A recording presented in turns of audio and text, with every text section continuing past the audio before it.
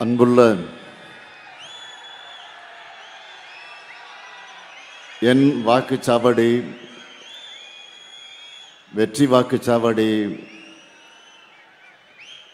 வாக்குச்சாவடி குழுவினருக்கான பயிற்சி மாநாடு மிகுந்த எழுச்சியோடு ஏற்றத்தோடு சென்னை விழுப்புரம் மண்டலம்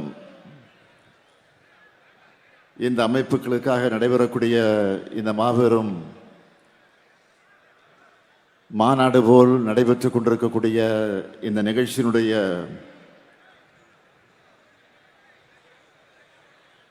தலைவராக பொறுப்பேற்று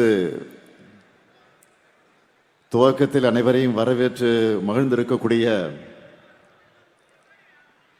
காஞ்சிபுரம் வடக்கு மாவட்ட கழகத்தினுடைய செயலாளர் மாண்புமிகு அமைச்சர் தாமு அன்பரசன் அவர்களே, எனக்கு முன்னால் உரையாற்றி அமர்ந்துள்ள சென்னை மண்டல பொறுப்பாளர் கழகத்தின் துணை பொதுச் செயலாளர் நாடாளுமன்ற உறுப்பினர் இனிய சகோதரர் ஆ ராஜா அவர்களே,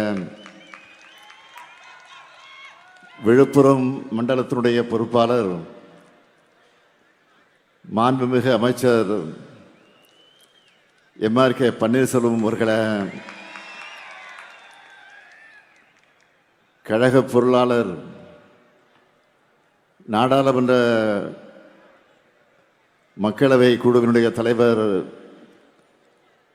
அருமை சகோதரர் டி.ஆர். பாலு அவர்களே,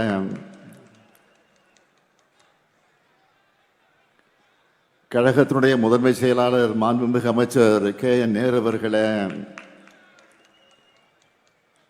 கழகத்தினுடைய துணை பொதுச் செயலாளர்கள் முனைவர் பொன்முடி அவர்களே, மாண்புமிகு அமைச்சர் சாமிநாதன் அவர்களே, கழக அமைப்பு செயலாளர் ஆர்.எஸ். பாரதி அவர்களே, செய்தி தொடர்பு தலைவர் டி.கே. இளங்கோவன் அவர்களே, சென்னை விழுப்புரம் மண்டலத்திற்கு உட்பட்டிருக்கக்கூடிய ஆற்றல் மிகு மாவட்ட கழகத்தினுடைய செயலாளர்கள், மாண்புமிகு அமைச்சர்கள், நாடாளுமன்ற சட்டமன்ற உறுப்பினர்கள், வாக்குச்சாவடி முகவர்கள் உள்ளிட்ட ஒன்றிய நகர பகுதி பேரூர் கழகத்தினுடைய நிர்வாகிகளை, நிறைவாக நன்றி நல்க இருக்கக்கூடிய திருப்போரூர் ஒன்றியத்தினுடைய செயலாளர் இதயவர்மன் அவர்களை, பெரும் திரளாக திரண்டிருக்கக்கூடிய பெரியோர்களே, தாய்மார்களே,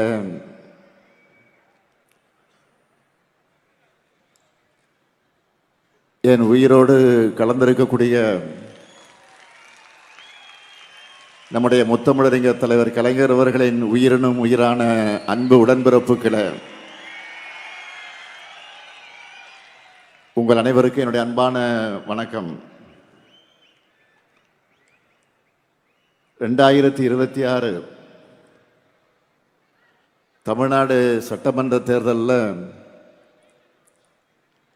கழகத்தின் வெற்றியை களத்தில் நின்று ஈட்டி வரக்கூடிய ஈட்டி முனைகளை, உங்க எல்லாருடைய உற்சாகத்தையும் நம்பிக்கையும் பார்த்து எனக்கும் எனர்ஜி பூஸ்ட் கிடைச்ச மாதிரி இருக்கு.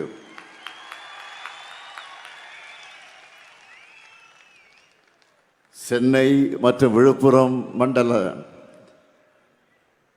BLA 2, BLC, BDA வாக்குச்சாவடி குழுவினருக்கான என் வாக்குச்சாவடி வெற்றி வாக்குச்சாவடி அந்த பயிற்சியினுடைய மாநாட்டை கலந்துகிட்டு உங்களை எல்லாம் சந்திப்பதில் நான் மிகுந்த மகிழ்ச்சி அடைகிறேன். சென்னை மண்டலம், விழுப்புரம் மண்டலங்கள் என்று 2 மண்டலங்களை சார்ந்த பாக முகவர்கள் இங்கே வந்திருக்கீங்க. உங்க ஜோன்ல 49 தொகுதிகள் அடங்கியிருக்கு. அதாவது தமிழ்நாட்டின் 5இல் 1 பங்கு நீங்க. பாக முகவர்கள் பயிற்சி நிகழ்ச்சியை மாநாட்டை போல ஏற்பாடு செஞ்சிருக்கக்கூடிய நம்முடைய மாவட்ட கழகத்தினுடைய செயலாளர் அருமை சகோதரர் செயல் வீரர் அன்பரசன் அவர்களை நான் பாராட்டுகிறேன், வாழ்த்துகிறேன். சகோதரர் அன்பரசனை பொறுத்த வரைக்கும் கழகத்தில் கொடுக்கக்கூடிய பொறுப்பாக இருந்தாலும் சரி, ஆட்சி நிர்வாகத்தில் கொடுக்கக்கூடிய பொறுப்பாக இருந்தாலும் சரி, அதில் தன்னை நிரூபிக்கக்கூடிய வகையில் சிறப்பாக செயல்படக்கூடியவர். அதே போலத்தான் இந்த மாநாட்டையும் சிறப்பாக நடத்தி தன்னை மீண்டும் நிரூபிச்சிருக்கிறார். அதேபோல் இந்த மாநாட்டை ஒருங்கிணைச்ச சென்னை மண்டலத்தினுடைய பொறுப்பாளர், கழகத்தினுடைய துணை பொதுச் செயலாளர் தலைவர் கலைஞர் அவர்களால் தகத்தக சூரியன் என்று போற்றப்பட்ட ராசா அவர்களுக்கும், வேங்கையின் மைந்தன் என்று அழைக்கப்படும் மாண்புமிகு வேளாண்மை துறை அமைச்சர் MRK பன்னீர்செல்வம் அவர்களுக்கும் என்னுடைய பாராட்டுக்கள், வாழ்த்துக்கள். அதே போல இந்த 2 மண்டலத்திற்குட்பட்ட மாவட்ட கழகத்தினுடைய செயலாளர்களுக்கும், தோளோடு தோல் நின்று பணியாற்றி இருக்கக்கூடிய அனைத்து நிர்வாகிகளுக்கும் தலைமை கழகத்தின் சார்பில் என்னுடைய வாழ்த்துக்களையும் நன்றியை நான் தெரிவித்துக் கொள்ள விரும்புகிறேன். சென்னையில் மொத்தம் 21 தொகுதிகள், திருவள்ளூர் மாவட்டத்தில் 6 தொகுதிகள், காஞ்சிபுரத்தில் 10 தொகுதிகள், கடலூர் கிழக்கில் 5 தொகுதிகள், விழுப்புரம் மாவட்டத்தில் 7 தொகுதிகள்னு மொத்தம் 49 தொகுதிகளின் வெற்றியை உறுதி செய்ய நாம் இங்கே கூடியிருக்கிறோம். சென்னையும் வட தமிழ்நாடும் எப்பவுமே திமுகவின் கோட்டைன்னு திரும்பவும் நான் நிரூபிச்சு காட்டணும். எப்பவும் போல உங்ககிட்ட இருந்துதான் நம்ம வெற்றியை தொடங்க போறோம். அதனாலதான் இந்த கூட்டத்தையும் இந்த மண்டலத்தில் இருந்து நான் தொடங்குகிறேன். தேர்தல் பணின்னு வந்துட்டா கழக உடன்பிறப்புகளை அடிச்சிக்க ஆளே கிடையாது. இதை நான் மட்டுமல்ல, கழகத்தின் எதிரிகளை பல நேரங்களில் பல சந்தர்ப்பங்களில் சொல்லியிருக்காங்க. அதே வேகம், அதே ஆற்றல், அதே சுறுசுறுப்பு, அதே கவனத்தோடு இந்த முறையும் உழைக்க நீங்க தயாரா? தமிழ்நாடு முழுக்க எல்லா பூத்துலையும் 100 வாக்காளர்களுக்கு 1 உறுப்பினர் வீதம், ஒவ்வொரு பூத்திலையும் சராசரியாக 10 வாக்குச்சாவடி குழுவினுடைய உறுப்பினர்களை நாம் நியமிச்சிருக்கிறோம். மைக்ரோ மேனேஜ்மெண்ட்டாக இருந்தாலும் சரி, மேக்ரோ மேனேஜ்மெண்ட்டாக இருந்தாலும் சரி, தேர்தல் களத்தில் திமுக தான் ஹீரோ. இந்தியாவில் வேற எந்த கட்சிக்கும் இல்லாத கட்டமைப்பு நம்ம கிட்ட இருக்கு. தமிழ்நாட்டில் உள்ள மொத்த பூத்துகளுடைய எண்ணிக்கை 75,000. ஒவ்வொரு பூத்துக்கும் நாம செட் பண்ணி இருக்கக்கூடிய மினிமம் டார்கெட் எவ்வளவு தெரியுமா? ஒவ்வொரு பூத்துக்கும் 350 வாக்குகள். இந்த டார்கெட்டை நாம் அச்சீவ் பண்ணால 2,60,00,000 வாக்குகளுக்கு மேல் நாம் வாங்கிவிடலாம். நான் முன்னாடியே சொல்லியிருந்தேன், இந்த தேர்தலில் நம்ம கட்டாயம் 2,50,00,000 வாக்குகளுக்கு குறையாம வாங்கியாகணும் என்று சொல்லியிருந்தேன். இதை சாத்தியப்படுத்தி காட்டுவது உங்களுடைய பொறுப்பு. இதை எப்படி பண்றது? ரொம்ப சிம்பிள். நீங்க ஒவ்வொருத்தரும் குறைஞ்சது 40-50 வாக்குகளுக்கு பொறுப்பேற்றுக்குங்க. சக்சஸ்ஃபுல்லா செஞ்சாலே வெற்றி உறுதி. ஏற்கனவே ஓரணியில் தமிழ்நாடு பரப்புரை மூலமா 1,14,00,000 குடும்பங்கள் நம்ம கழகத்தோட இணைஞ்சிருக்காங்க. இதுல ஒரு வாக்கு கூட மிஸ் ஆகாம உதயசூரியனுக்கும் நம்ம கூட்டணி கட்சி சின்னங்களுக்கும் விழணும். ஓரணியில் தமிழ்நாடு மட்டும் இல்லாம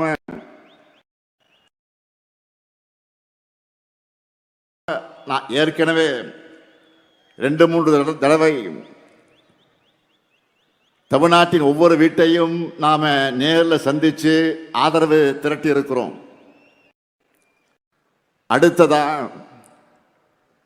ஸ்டாலின் படையில் இருக்கக்கூடிய மகளிர் அணியினர் வீடு வீடாக பிரச்சாரத்தை ஸ்டார்ட் பண்ண போறாங்க. ஏன் இதையெல்லாம் குறிப்பிட்டு சொல்றேன்னா, நம்ம பிரச்சாரமே அடிமட்டத்திலிருந்து ஒவ்வொரு குடும்பத்தையும் ஒவ்வொரு வாக்கையும் கவனத்தில் வச்சுதான் உருவாக்கி இருக்கிறோம். மற்ற எல்லோரையும் விட முக்கியமா நீங்க தான் இதை புரிஞ்சுக்கிட்டு செயல்படணும். நானோ அமைச்சர்களோ மாவட்ட செயலாளர்களோ மண்டல தொகுதி பொறுப்பாளர்களோ சட்டமன்ற உறுப்பினர்களோ நாடாளுமன்ற உறுப்பினர்களோ என்னதான் உழைச்சாலும் வகுத்தாலும் களத்தில் அதை வெற்றியாக உறுதி செய்ய போறது நீங்க தான். ஒவ்வொரு வாக்குச்சாவடியும் வெற்றி வாக்குச்சாவடியாக மாற்ற உழைக்க போறது நீங்க தான், முன்கள வீரர்கள். உங்க உழைப்பிட தான் நாம 7வது முறையா ஆட்சிக்கு வரப்போறோம். எத்தனை டெக்னாலஜி வந்தாலும், எத்தனை புதிய ஊடகங்கள் வந்தாலும், ரிமோட்ல எத்தனை பேர் நமக்கு வேலை செஞ்சாலும், தேர்தல் பிரச்சாரத்தோட டாக்ஸிஸ் தான் ரொம்ப முக்கியம். அதுக்கு என்ன பண்ணணும்? நீங்க ஒவ்வொருத்தரும் 100 வாக்காளர்களை தேர்தலுக்குள்ள மினிமம் 5 முறையாவது மீட் பண்ணணும், சந்திச்சாக்கணும். நான் ஏற்கனவே விருதுநகர் கூட்டத்தை சொன்ன ஒரு விஷயத்தை இந்த கூட்டத்திலேயே திரும்ப அழுத்தி சொல்ல விரும்புகிறேன். பரம்பரையாக திமுகவிற்கு வாக்களிக்கும் குடும்பமாக இருந்தாலும் சரி, வாக்களிக்காத குடும்பமாக இருந்தாலும் சரி, பரப்புரையின் கடைசி நிமிடம் வரை மக்களை சந்திச்சு வாக்கு கேட்டுக்கொண்டே இருக்கணும். எலெக்ஷன் வந்துட்டா மக்கள் தான் எஜமானர்கள். அதனால் திராவிட மாடல் ஆட்சியினுடைய சாதனைகளை திட்டங்களையும், அதனால தமிழ்நாட்டில் இருக்கக்கூடிய ஒவ்வொரு குடும்பமும் பயனடைஞ்சு வரக்கூடியதையும் ஒவ்வொருத்தருக்கிட்டையும் விளக்கமாக எடுத்து சொல்லுங்க. தமிழ்நாட்டு மக்கள் மத்தியில் ப்ரோ இன்கம்ஸ் தான் நிலவுது. ஆளுங்கட்சிக்கு எதிரான மனநிலை எங்குமே இல்லாத நிலைதான் இன்றைக்கு இருக்கு. இதை அப்படியே நமக்கு ஆதரவான வாக்குகளாக மாற்றி வெற்றியை அறுவடை பண்றது உங்க கையில் தான் இருக்கு. 2021 இருந்ததை விட தமிழ்நாடு முழுக்க நமக்கான வரவேற்பும் ஆதரவும் கூடியிருக்கு.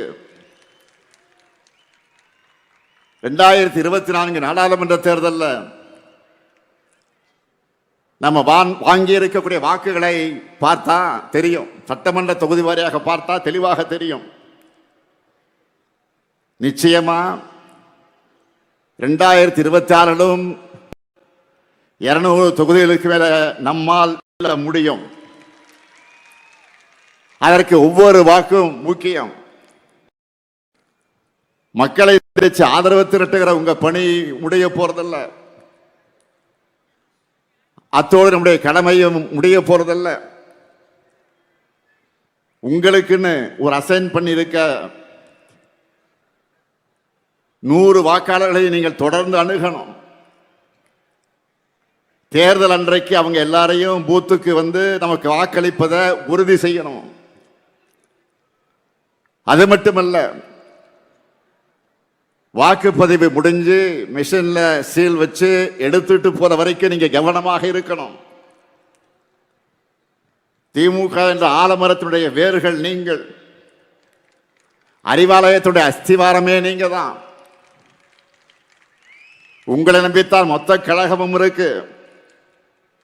என்னுடைய மொத்த நம்பிக்கை நீங்க தான். வீடு வீடாக போய் பிரச்சாரம் பண்ணுங்க, இயல்பாக பிரச்சாரம் பண்ணுங்க, சகஜமாக பண்ணுங்க, உரிமையோடு பண்ணுங்க. ஒவ்வொரு வீட்டிலையும் நம்முடைய சாதனைகளை எடுத்து சொன்னீங்கன்னா அவங்களே உணர்ந்து நம்மை வரவேற்பாங்க. நண்பர்களுடைய டீ கடையில் உட்கார்ந்து பேசுற மாதிரி ஃப்ரெண்ட்லியா பேசுங்க, கலகலப்பா பேசுங்க. நம்ம கழக ஆட்சி மீண்டும் வந்தால்தான் தமிழ்நாட்டின் வளர்ச்சி தொடரும். தமிழ்நாட்டினுடைய சுயமரியாதை காப்பாற்றப்படும் அவங்க மனசுல பதிய வைங்க. உங்களுக்கு வழங்கி இருக்கிறோம். அதுல நம்மோட 5 ஆண்டு சாதனைகளை விளக்கி சட்டப்பேரவையில் நான் பேசின ஸ்பீச், அந்த பேச்சு இருக்கு.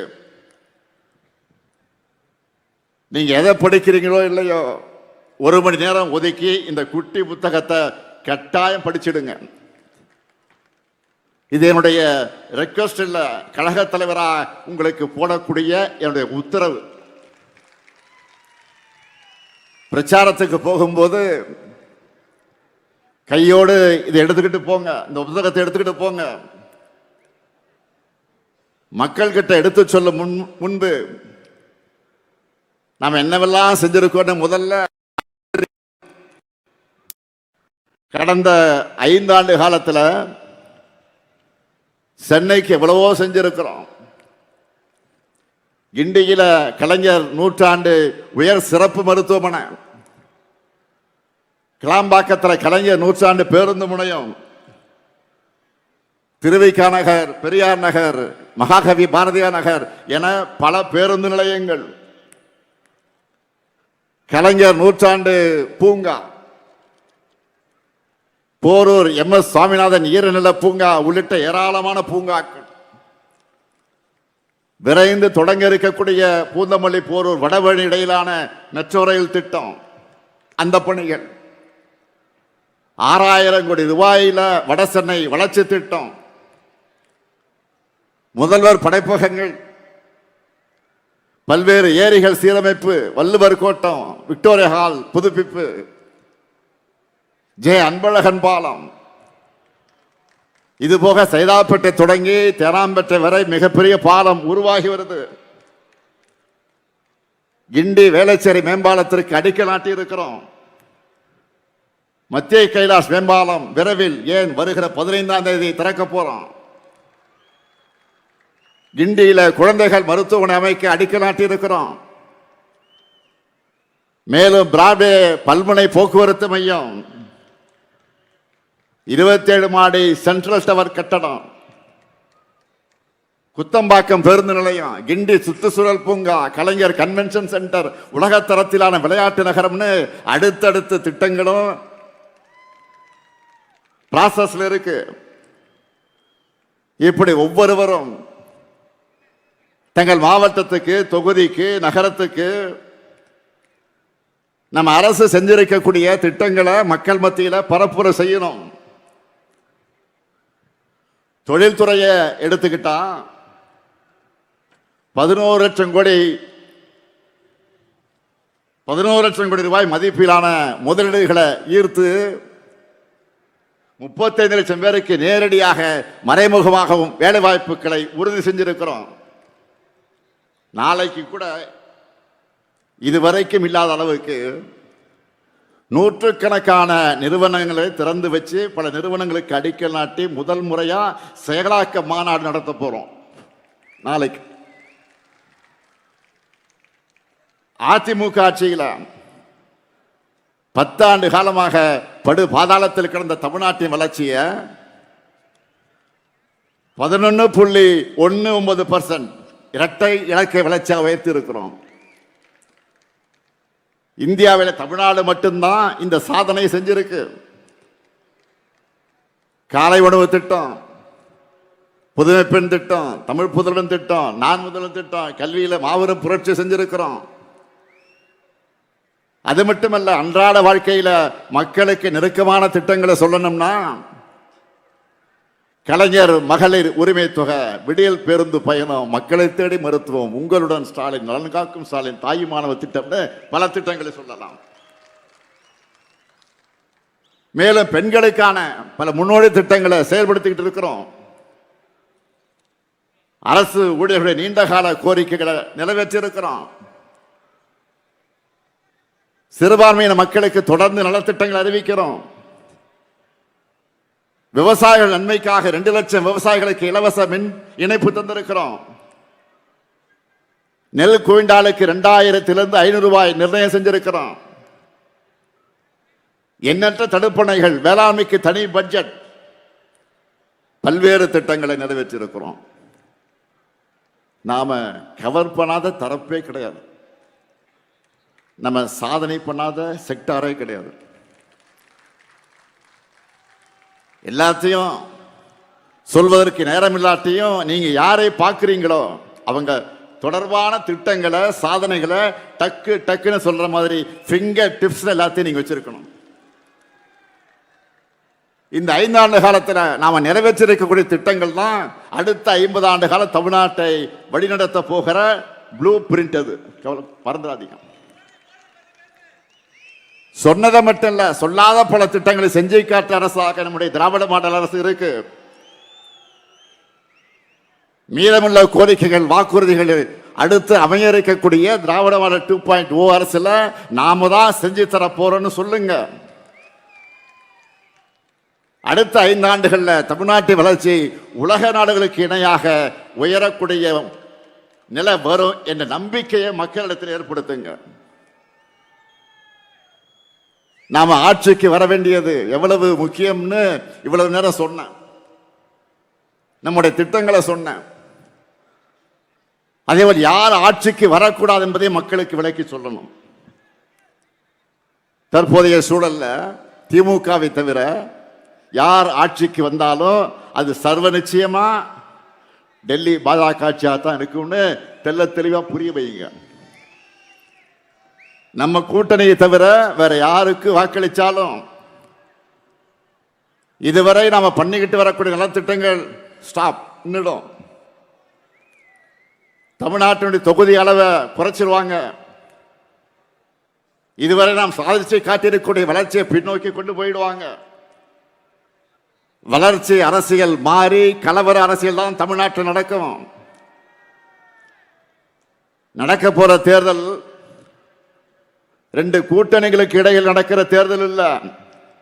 இது தமிழ்நாடு வாசஸ் என்டிஏ. பாமர மக்களுக்கு புரிகிற மாதிரி இன்னும் எளிமையா சொல்லணும்னா, வெல்ல போவது தமிழ்நாடு அணியா டெல்லி அணியா,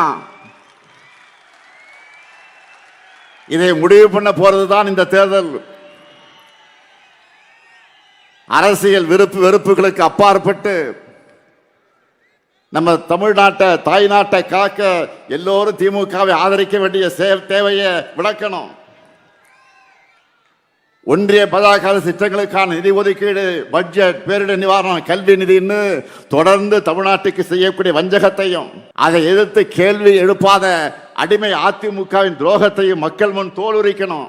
வெறுப்பை விதைச்சு வன்முறையை தூண்டி மக்களை பிளவுபடுத்தி அதன் மூலம் வெற்றி பெறலாம்னு துடிக்கிற விஷ விதைகளை தமிழ்நாட்டுக்குள்ள விடவே கூடாது. நல்லா புரிஞ்சுக்குங்க, நாம போராடுறது திமுக வெற்றிக்காக இல்ல, தமிழ்நாட்டினுடைய வெற்றிக்காக.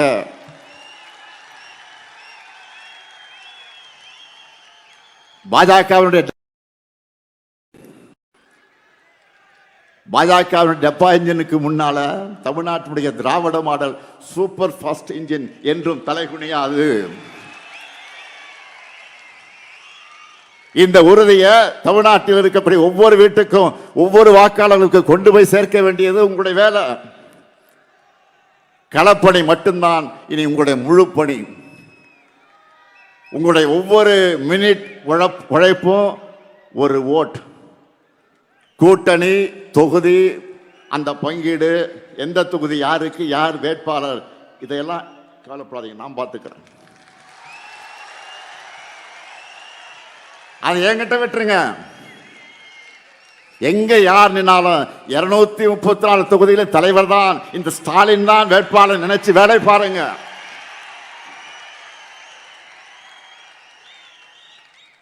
ஒற்றுமை இல்லாம இலக்கை அடைய முடியாது. அதனால தோழமை கட்சியுடைய ஒற்றுமை உணர்வோடு நாம் பணியாற்றணும். இதை பண்ணால 224 போல முழு வெற்றி நம்ம வசமாகிவிடும். இங்க இருக்கிற உங்க எல்லாருக்கும் நல்லா தெரியும், நாம தேர்தல் வேலைகளை எப்போ தொடங்கிட்டோம். என்னை தினம் நீங்க செய்திகளை பார்த்துக்கிட்டு இருக்கிறீங்க. தினமும் எத்தனை நிகழ்ச்சிகள், எத்தனை கூட்டங்கள், எத்தனை சந்திப்புகள், எத்தனை ஆய்வுகள், ஓய்வே இல்லாமல் நான் உழைச்சிக்கிட்டு இருக்கிறேன். இயக்கத்துடைய தலைவரா நான் பொறுப்பேற்றுக்கும் போது சொன்னேன், என் சக்தியையும் மீறி நான் உழைப்பேன் என்று சொன்னேன். சொன்னபடியே உழைச்சிக்கிட்டு இருக்கிறேன். நான் மட்டுமா உழைக்கிறேன்? இங்க மேடையில் இருக்கக்கூடிய மாவட்ட செயலாளர்களானாலும் சரி, நிர்வாகிகளானாலும் சரி, பூத் அளவில் இருக்கக்கூடிய நீங்களும் சரி, ஓய்வு இல்லாம தான் உழைச்சிக்கிட்டு இருக்கீங்க. இந்தியாவில் வேறு எந்த கட்சியும் இப்படி வேலை செய்யாது. இப்படி நாம் உழைக்கிற காரணத்தால் தான் தமிழ்நாடு நம்பர் 1 இருக்கு. திராவிட முன்னேற்ற கழகம் நம்பர் 1 இருக்கு. தொடர்ந்து வெல்ல உழைப்போம், மீண்டும் வெல்வோம், மீண்டும் மீண்டும் வெல்வோம், வெல்வோம் ஒன்றாக. நன்றி, வணக்கம்.